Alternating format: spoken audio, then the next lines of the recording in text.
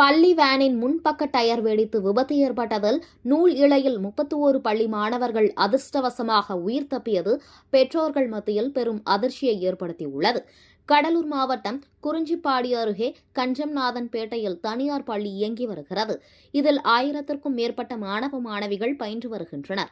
இந்த நிலையில் குறிஞ்சிப்பாடி சுற்றியுள்ள கிராமங்களில் இருந்து மாணவ மாணவிகளை பள்ளி வாகனம் மூலமாக தினம்தோறும் பள்ளிக்கு அழைத்து வருவது வழக்கம். இன்று வழக்கம் போல் மாணவர்களை பள்ளிக்கு ஏற்றி வந்தபோது மீனாட்சிப்பேட்டை அருகே வேனின் முன்பக்க டயர் வெடித்து சாலையின் பக்கவாட்டு பகுதியில் நின்றுள்ளது. மேலும் இந்த விபத்தில் பள்ளி மாணவர்களுக்கு சிறிய அளவில் அடிபட்டதாக மாணவர்கள் தரப்பில் தெரிவித்தனர். மேலும் மாணவர்களை பள்ளி நிர்வாகத்தினர் யாரும் நேரில் வந்து பார்க்காமல் மாற்று வாகனத்தை மட்டும் ஏற்பாடு செய்து அனுப்பி மாணவர்களை பள்ளிக்கு அழைத்து சென்றது பெற்றோர்கள் மத்தியில் பெரும் அதிர்ச்சியை ஏற்படுத்தியுள்ளது. பள்ளி வேனின் முன்பக்க டயர் வெடித்து விபத்து ஏற்பட்டதில் நூல் இழையில் 31 பள்ளி மாணவர்கள் அதிர்ஷ்டவசமாக உயிர் தப்பியது பெற்றோர்கள் மத்தியில் பெரும் அதிர்ச்சியை ஏற்படுத்தியுள்ளது.